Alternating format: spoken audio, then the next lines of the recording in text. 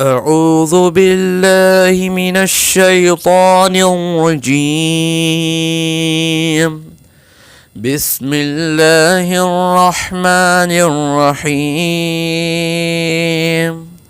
تبت يدا أبي لهب وتب، ما أغنى عنه ماله وما كسب، سيصلى نارا ذات لهب، وامرأته حمالة الحطب، في جيدها حبل من مسد. صدق الله العظيم.